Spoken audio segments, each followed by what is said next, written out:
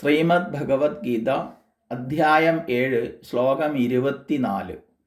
അവ്യക്തം വ്യക്തിമാപന്നം മന്യന്തേ മാമബുദ്ധയഃ പരം ഭാവമജാനന്തോ മമാവ്യയമനുത്തമം. എൻ്റെ പരവും അവ്യയവും സർവോത്കൃഷ്ടവുമായ ഭാവത്തെ അറിയാത്ത, അതായത് ആത്മബുദ്ധി ഇല്ലാത്തവർ അവ്യക്തനായ എന്നെ വ്യക്തിഭാവത്തെ പ്രാപിച്ചവനെന്ന് മനസ്സിലാക്കുന്നു.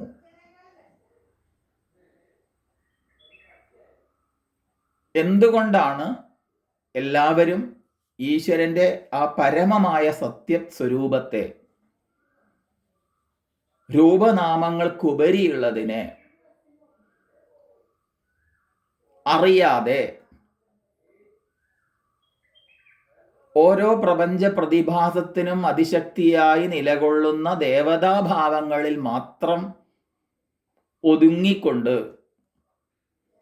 കഴിയുന്നത്? ഇതെല്ലാം പലതാണല്ലോ എന്ന് ധരിച്ച് പരമമായ സത്യസാക്ഷാത്കാരത്തിൽ നിന്ന് അകന്ന് പോകുന്നത് എന്തുകൊണ്ടാണ്?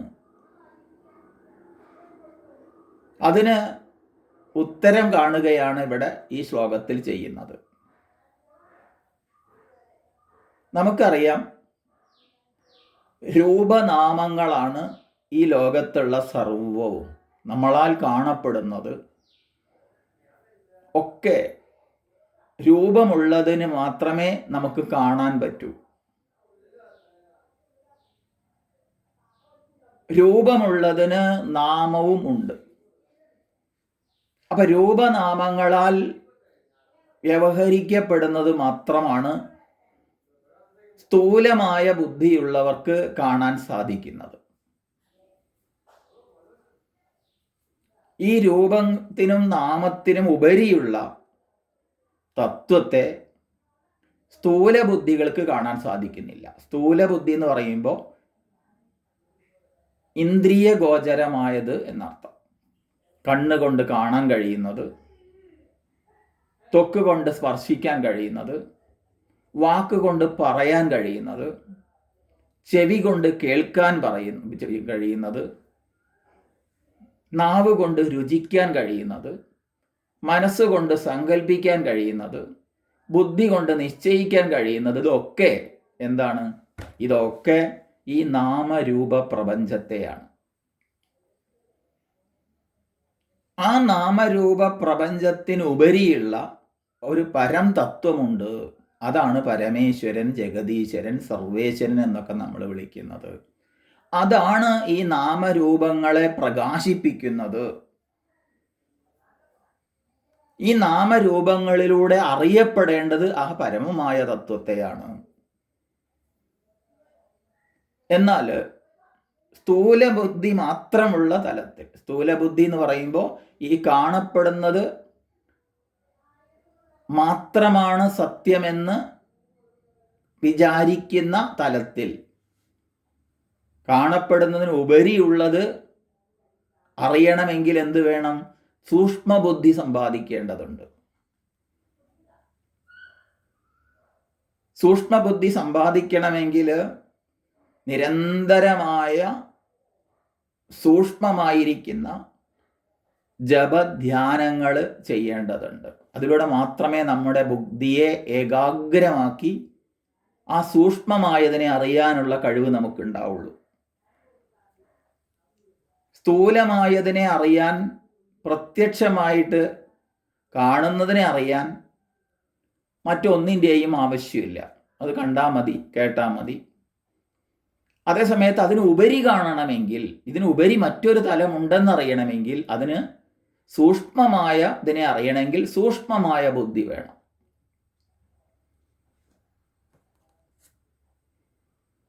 സൂക്ഷ്മബുദ്ധി ഇല്ലാത്തവർക്ക് ഈ പരമാത്മ തത്വത്തെ, പരമേശ്വരനെ അറിയാനും അതിനെക്കുറിച്ച് അനുസന്ധാനം ചെയ്യാനും സാധിക്കുന്നില്ല.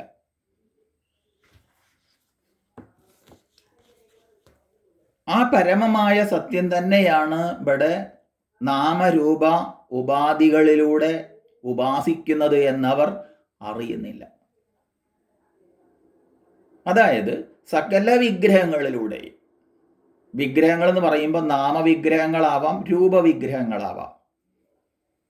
ഒരു നമഃശിവായ എന്ന് പറയുമ്പോൾ ആ നാമത്തിൽ തന്നെ നമ്മൾ കണ്ട ചിത്രകാരന്മാർ ചിത്രം വരച്ച ആ ഒരു രൂപത്തെ അതിൽ കാണുന്നുണ്ട് ഉള്ളിൽ. അതുകൊണ്ട് അതും വിഗ്രഹങ്ങളാണ്. രൂപം എന്ന് പറയുമ്പോൾ പ്രതിമയിൽ ഈശ്വരനെ കാണുന്നത്. അത് മരം കൊണ്ടുണ്ടാക്കിയതാവാം, കല്ലുകൊണ്ടുണ്ടാക്കിയതാവാം, അതിൽ ഈശ്വരനെ കാണുക. അപ്പം ഇതിൽ കാണുന്നത്, ഉപാസിക്കപ്പെടുന്നത് ഈശ്വരനാണ്. വിഗ്രഹം എന്നുള്ള വാക്കിന് തന്നെ അർത്ഥം വിശേഷേണ ഗ്രാഹയതി ഇതി വിഗ്രഹം എന്നാണ്. അല്ലാതെ കല്ലിനെയും മരത്തെയും അല്ല നമ്മൾ ഉപാസിക്കുന്നത്. അല്ലയോ കല്ലേ, അല്ലയോ മരമേ എന്നല്ല പറയുന്നത്. മറിച്ച് കല്ലിലൂടെയും മരത്തിലൂടെയും അതിനുപരിയുള്ള ആ പരമമായ സത്യത്തെയാണ് നമ്മൾ ഉപാസിക്കുന്നത് എന്ന് അറിയാതെ സ്ഥൂലബുദ്ധികൾ വിഗ്രഹത്തിൽ തന്നെ കുടുങ്ങിപ്പോകുന്നു. വിഗ്രഹം തന്നെയാണ് ഈശ്വരൻ എന്ന് വിചാരിച്ചതിൽ കുടുങ്ങിപ്പോകുന്നു.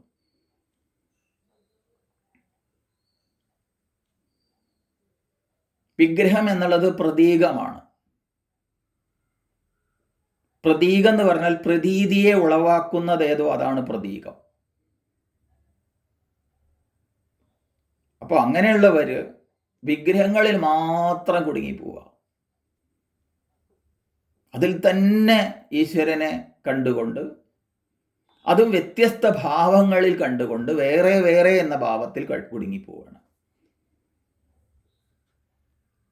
വാസ്തവത്തിൽ സർവ ചരാചരങ്ങളിലും വിളങ്ങുന്നത് ഭഗവാൻ തന്നെയാണ്. ആ അർത്ഥത്തിലല്ല ഈ വിഗ്രഹം തന്നെയാണ് ഈശ്വരൻ, അതിനപ്പുറത്തേക്കൊന്നും ഇല്ല എന്നുള്ള ഭാവത്തിൽ സ്ഥൂല ബുദ്ധികൾ കഴിഞ്ഞു പോകുന്നു. അപ്പോൾ സ്ഥൂലമാർന്ന എന്ന് പറയുന്ന സമയത്ത് ഈ കാണപ്പെടുന്ന, വ്യക്തമായി കാണപ്പെടുന്ന, ഇന്ദ്രിയ ഗോചരമായതിൽ അങ്ങനെയുള്ള സമസ്ത പദാർത്ഥങ്ങളെയും ചൈതന്യവത്താക്കി തീർക്കുന്നത് ആ ഏകമായ ചൈതന്യമാണ്. രാമനായാലും കൃഷ്ണനായാലും ശിവനായാലും ദേവിയായാലും സർവദേവതകളായും നമ്മൾ പൂജിക്കുന്നത്, വാസ്തവത്തിൽ പൂജിക്കപ്പെടുന്നത് ആ സകല രൂപനാമങ്ങൾക്കും ഉപരിയുള്ള പരമാത്മാവിനെ തന്നെയാണ് എന്നറിയാതെ. അത് ഏതുവരെ പോകും? ഇപ്പോൾ ഒരു കൃഷ്ണൻ്റെ വിഗ്രഹം അത് തന്നെയാണ് കൃഷ്ണൻ എന്ന് പൂജിക്കുന്നവർ മഞ്ഞപ്പട്ടൊന്ന് മാറ്റി നീലപ്പട്ട് എടുത്താൽ പോലും അംഗീകരിക്കില്ല. ഇത് കൃഷ്ണനല്ല എന്ന് പറയും. അഥവാ കാലദേശങ്ങൾക്കുപരി ഭഗവാൻ ഇന്ന രൂപത്തിലേ വരുള്ളൂ എന്ന് ശഠിക്കുന്നത് നമ്മളാണ്. വിഗ്രഹാരാധകർ, വിഗ്രഹത്തിലൂടെ മാത്രം ഈശ്വരനെ കാണുന്നവരാണ്. ഭഗവാൻ ഏത് രൂപത്തിലും വരാം. രൂപവും നാമവും ഇല്ലാത്തവന് ഏത് രൂപം ഏത് നാമവും ഭഗവാന്റെ രൂപവും നാമം തന്നെയാണ്. എല്ലാ ചരാചരങ്ങളിലൂടെയും ഭഗവാൻ വരാം. പുരാണങ്ങളിലൊക്കെ അനേകം അവതാരം, മത്സ്യം, കൂർമ്മം, വരാഹം തുടങ്ങി പല ഭാവങ്ങളിലൂടെയും ഭഗവാൻ വന്നത് നമുക്ക് കാണാം. പക്ഷെ നമ്മളാണ് നിശ്ചയിക്കുന്നത് ഭഗവാൻ ഇങ്ങനെ വരാവൂ, അല്ലെങ്കിൽ ഞാൻ അംഗീകരിക്കില്ല. ഒരു പാൻറ്റും ഷൂട്ടും കോട്ടും ഒക്കെ ഇട്ടിട്ട് ഭഗവാൻ വന്നു വെച്ചാൽ നമ്മൾ എന്ത് ചെയ്യും? പോകാൻ പറയും. ഇത് ഭഗവാനല്ല എന്ന് പറയും. അത്രത്തോളം രൂപത്തിൽ അങ്ങോട്ട് കുടുങ്ങി പോവുകയാണ് നമ്മൾ. ശ്രീകോവിലിനകത്ത് ഏത് രൂപത്തിലാണോ ഉള്ളത് അത് തന്നെയാണ് പുറത്തും എല്ലാറ്റിലും കുടികൊള്ളുന്നത് എന്നറിയാതെ അവിടെ വെച്ചിരിക്കുന്ന അതേ രൂപത്തിൽ തന്നെ വരണം. 4 കൈയും 8 കൈയും ഒക്കെ ആയിട്ട് തന്നെ വരണം. ഇല്ല, 2 കൈയിൽ വരുന്ന സാധാരണ മനുഷ്യരൂപത്തിൽ വരുന്നതും ഭഗവാൻ തന്നെ. എല്ലാറ്റിലും എല്ലാ ജീവജാലങ്ങളിലൂടെയും ഭഗവാൻ തന്നെയാണ്. സഹസ്ര ശീർഷ പുരുഷ സഹസ്രാക്ഷ സഹസ്രപാദ്. ഈശ്വരൻ്റെ കാല് കാണാതെ, ഈശ്വരൻ്റെ തല കാണാതെ ആരും കഷ്ടപ്പെടണ്ട. എല്ലാ കാലുകളിലൂടെയും നടന്നു വരുന്നത് ഭഗവാൻ തന്നെയാണ്. എല്ലാ കണ്ണുകളിലൂടെയും എന്നെ നോക്കുന്നത് ഭഗവാൻ തന്നെയാണ്. എല്ലാ തലകളും ഭഗവാന്റെ തലകൾ തന്നെയാണ്. എൻ്റെ തല എന്ന് ഞാൻ പറയുമ്പോഴും അത് ഭഗവാന്റെതാണ്. എന്നാൽ ഭഗവാൻ ഇല്ലെങ്കിൽ, ഭഗവാൻ അതിനെ പ്രകാശിപ്പിച്ചിട്ടില്ലെങ്കിൽ അതൊക്കെ വെറും ജഡങ്ങൾ മാത്രമാണ്. അതുകൊണ്ടാണ് ഇവിടെ വാസ്തവത്തിൽ ഈ അവ്യക്തനായ രൂപനാമങ്ങൾക്കുപരിയുള്ള എന്നെ വ്യക്തിഭാവത്തെ പ്രാപിച്ചവനായി വിവേകമില്ലാത്തവർ മനസ്സിലാക്കുന്നു എന്നാ പറഞ്ഞത്. അപ്പൊ ഇന്ദ്രിയങ്ങൾക്കും മനസ്സിനും ബുദ്ധിക്കും ഒന്നും വിഷയമല്ലാത്തതാകുന്നു അവ്യക്തം, സ്ഥൂലമല്ലാത്തത്, സൂക്ഷ്മമായത്. അതാണ് ഈശ്വരന്റെ ഭാവം. യക്ഷുഷാന്ന പശ്യതി എന്ന് കേനോപനിഷത്ത് പറയും. യാതൊന്നിനെ കണ്ണുകൊണ്ട് കാണുന്നില്ലയോ. യശ്രോത്രേണ ന ശൃണോതി, കേനോപനിഷത്ത് തന്നെ പറയും യാതൊന്നിനെ ചെവി കൊണ്ട് കേൾക്കുന്നില്ലയോ. യഥോ വാചോ നിവർത്തന്തേ അപ്രാപ്യ മനസാ സഹ, തൈത്രിയോപനിഷത്ത് പറയുന്നുണ്ട്.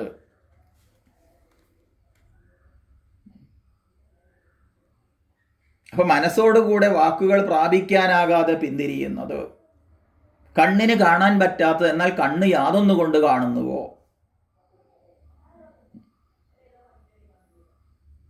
ചെവി കേൾക്കുന്നത് അതുകൊണ്ടാണ്, അതുള്ളത് കൊണ്ടാണ്.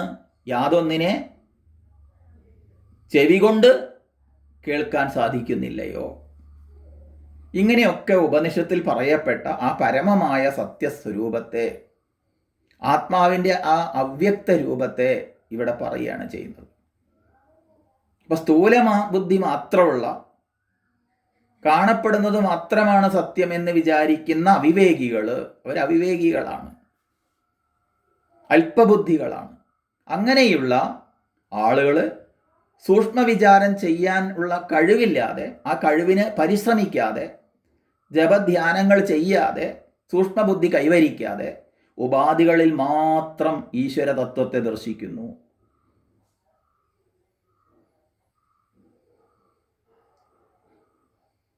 അതുകൊണ്ട് അവർ പരംഭാവം അറിയാത്തത് കൊണ്ട് അതിൽ ബദ്ധരാകുന്നു, അതിൽ തന്നെ കുടുങ്ങിപ്പോകുന്നു. നാശരഹിതവും ഉത്കൃഷ്ടവുമായ ഈശ്വരഭാവത്തെ അറിയാത്തതിനാൽ അവർ ബദ്ധരാകുന്നു. മറ്റൊരു ഭാഗത്ത് 9-ാം അധ്യായത്തിൽ 11-ാം ശ്ലോകത്തിൽ ഭഗവാൻ തന്നെ പറയുന്നുണ്ട്, അവജാനന്തി മാം മൂഢാ മാനുഷീം തനുമാശ്രിതം പരം ഭാവമജാനന്ദോ മമഭൂത മഹേശ്വരം എന്ന്. സർവഭൂതങ്ങൾക്കും ഉപരി, ഭൂതങ്ങൾ എന്ന് പറഞ്ഞാൽ ഭവിച്ചത്, ഉണ്ടായതൊക്കെ നശിക്കും. ഉണ്ടായതൊക്കെ നശിക്കും, എന്തുണ്ടായോ അതൊക്കെ നശിക്കും. അങ്ങനെയുള്ള ആ സർവഭൂതങ്ങൾക്കും ഉപരി മഹേശ്വരനായിരിക്കുന്ന എൻ്റെ പരമമായ ഭാവത്തെ അറിയാത്തവരായ മൂഢന്മാർ, മൂഢൻ എന്ന് പറഞ്ഞാൽ ശരിയും തെറ്റും തിരിച്ചറിയാത്തവർ, എന്നെ മനുഷ്യരൂപത്തിൽ മാത്രമേ ഞാൻ വരുള്ളൂ എന്ന് തെറ്റിദ്ധരിക്കുന്നു. മനുഷ്യൻ്റെ ഈശ്വരൻ മനുഷ്യരൂപത്തിലാണെന്ന് മാത്രമേ ഉള്ളൂ, മനുഷ്യരൂപത്തിൽ തന്നെ വരണമെന്നൊന്നുമില്ല.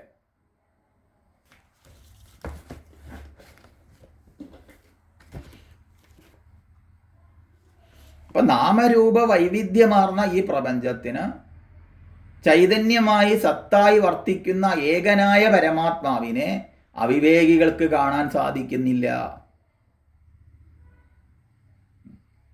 ഈ പരമാത്മാവിൽ നിന്ന് അന്യമായിട്ട്, വേറെയായിട്ട് ഇവിടെ ഒന്നുമില്ല.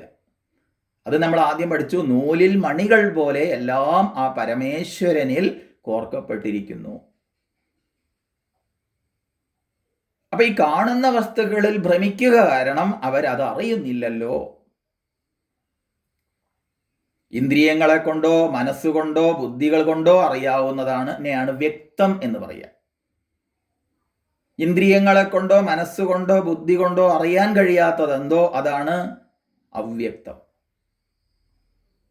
അപ്പൊ ഏതൊന്നിൻ്റെ ചേതനയാലാണോ, പ്രകാശം കൊണ്ടാണോ ഇന്ദ്രിയങ്ങൾക്ക് വിഷയങ്ങളെ കാണാനും മനസ്സിനെ സങ്കല്പിക്കാനും ബുദ്ധിക്ക് അറിയാനും കഴിയുന്നത്, അതാണ് ആത്മാവ്. അതുകൊണ്ടാണ് ആത്മാവിനെ അവ്യക്തം എന്ന് പറഞ്ഞത്. അപ്പൊ പരമാത്മാവിൻ്റെ ഈ ഗുണങ്ങളോട് ചേരാത്ത ഭാവത്തെ അറിയാൻ കഴിവില്ലാത്ത, വിവേകമില്ലാത്ത അവിവേകികള് ഈ അവതാരമൂർത്തികൾ സത്യമാണെന്ന് കരുതുന്നു. കൃഷ്ണൻ വന്ന് അവതരിച്ചു, കൃഷ്ണൻ തന്നെ അതന്നെയാ സത്യം, ആ രൂപം തന്നെയാ സത്യം.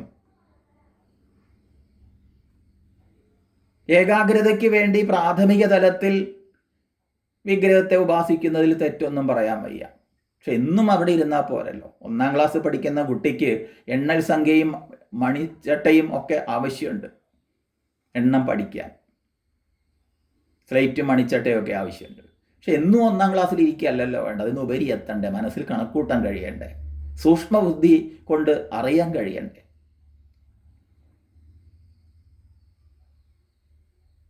അപ്പൊ ഉപാസനാമൂർത്തി ആ സത്യത്തിന്റെ പ്രതീകമാണ്. പ്രതീകം ഈശ്വരനല്ല, അതൊരു പ്രതീതി ഉളവാക്കുന്നതാണ്. അപ്പൊ പ്രതീകം സത്യമാണെങ്കിൽ വിഗ്രഹത്തിൻ്റെയോ ഗുരുവിൻ്റെയോ മുമ്പിലെത്തിയ സാധകൻ എന്ത് വിചാരിക്കും? സത്യദർശനം നേടി എന്ന് വിചാരിക്കും. കാരണം ഈശ്വര തത്വം, ഗുരു തത്വം തത്വമേകമാണ്. അയാൾ മറ്റൊന്നും ചെയ്യാൻ പോകുന്നില്ല, അതിൽ ഉപരി എത്താൻ അയാൾ പരിശ്രമിക്കുന്നില്ല എന്നാണ്. അവിടെ ഇരിക്കുക, ഗുരുവിൻ്റെ ഒപ്പം തന്നെ തിരിയാനും മറയാനും വയ്യാതെ നമസ്കാരാദികളെ കൂടെ അവിടെ തന്നെ കഴിഞ്ഞുകൂടുന്നു. അതുകൊണ്ട് ഉയരാൻ പോകുന്നില്ല. ഗുരു ഒരു ചൂണ്ടുപലക മാത്രമാണ്, ഒരു ഉപരി എത്തിക്കാനുള്ള ഒരു ചൂണ്ടുപലകയാണത്. വിഗ്രഹവും അതുപോലെ തന്നെ. വിഗ്രഹമല്ല ഈശ്വരൻ, വിഗ്രഹത്തിലൂടെ ആ പരമമായ സത്യത്തിലേക്ക് ഒരു ദൃഷ്ടി കൈവരിക്കാൻ വേണ്ടി മാത്രമാണ്. അതറിയാതെ, വേറൊന്നും ചെയ്യാതെ, ശാസ്ത്രബോധം ഒന്നുമില്ലാതെ, സൂക്ഷ്മമായ ഉപാസനകളും ചെയ്യാതെ, മനസ്സിനെ അന്തർമുഖമാക്കാൻ പരിശ്രമിക്കാതെ, അങ്ങനെ അയാൾ ആ ഗുണങ്ങളോട് കൂടിയിരിക്കുന്ന ഭാവങ്ങളിൽ മാത്രം ഒതുങ്ങിക്കൂടുന്നു. അതെങ്ങനെയാണെന്ന് ഒരു രസകരമായിട്ട് പറയുക. മരുന്നുകുപ്പിയെ മരുന്നെന്നും ഗുരുവിൻ്റെ ശരീരത്തെ ഗുരുവെന്നും വിഗ്രഹത്തെ ഈശ്വരനെന്നും കരുതുന്നത് പോലെയാണത്. മരുന്നുകുപ്പി ഒരിക്കലും മരുന്നാവില്ല, ഗുരുവിൻ്റെ ശരീരം ഒരിക്കലും ഗുരുവാവില്ല. അതുപോലെ തന്നെ വിഗ്രഹം ഈശ്വരനല്ല.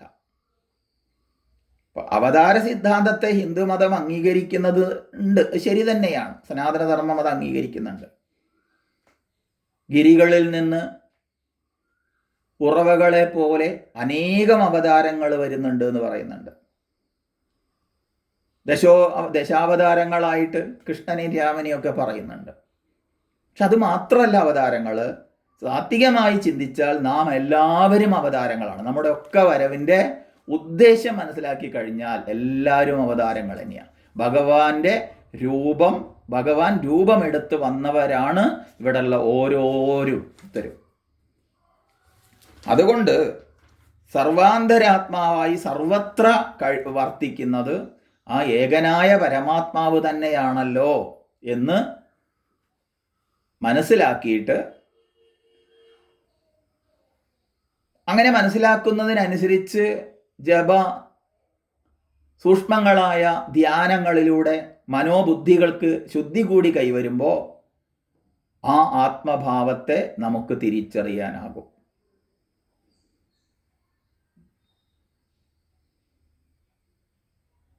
അതുകൊണ്ട് ഇവിടെ പറയാണ്, അവ്യക്തം വ്യക്തമാപന്നം. അവ്യക്തമായിരിക്കുന്ന ആ പരമതത്വത്തെ അറിയാത്തവര്, അല്പബുദ്ധികള്, ബുദ്ധി ഇല്ലാത്തവരല്ല, ബുദ്ധി ഇല്ലാത്തവരായിട്ട് ആരുമില്ല, പക്ഷെ അല്പബുദ്ധികള്, സ്ഥൂലബുദ്ധികള്, അവിവേകികള്, അവര് എൻ്റെ രൂപത്തിൽ മാത്രം കുടുങ്ങിപ്പോകുന്നു. രൂപമുണ്ടോ അത് ഉണ്ടായതായതുകൊണ്ട് നശിക്കുന്നതാണ്. നശിക്കുന്നതിനെ നമുക്ക് നശിക്കാത്ത പരമമായ സത്യത്തിലേക്ക് എത്തിക്കാൻ സാധിക്കില്ല. പക്ഷെ പ്രാഥമിക തലത്തിൽ അതൊക്കെ ആവാം. ക്ഷേത്രം ഒരു കോണിപ്പടിയാണ്, വിഗ്രഹാരാധനയുടെ സങ്കേതങ്ങൾ. കോണിപ്പടിയിൽ ഇരിക്കുന്ന പതിവില്ല, അത് മട്ടുപ്പാവിലേക്ക് എത്താനുള്ളതാണ്.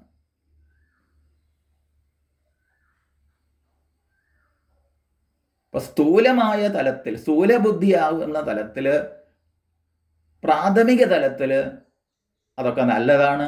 പക്ഷെ ഇന്നും അവിടെ ഇരുന്നാൽ പോരാ. സൂക്ഷ്മമായ ബുദ്ധി കൈവരിച്ച് ശാസ്ത്ര ആചാര്യ ബോധം കൊണ്ട് നല്ല സൂക്ഷ്മമായ ബുദ്ധിക്കായിട്ട് കൊണ്ടുള്ള സൂക്ഷ്മങ്ങളായ സാധനകളെ ചെയ്തുകൊണ്ട് മുന്നേറുമ്പോൾ ആ പരമമായ സത്യത്തെ അറിയാനാകും. ഇതാണ് ഈ ശ്ലോകം കൊണ്ട് നമ്മളെ ബോധിപ്പിക്കുന്നത്.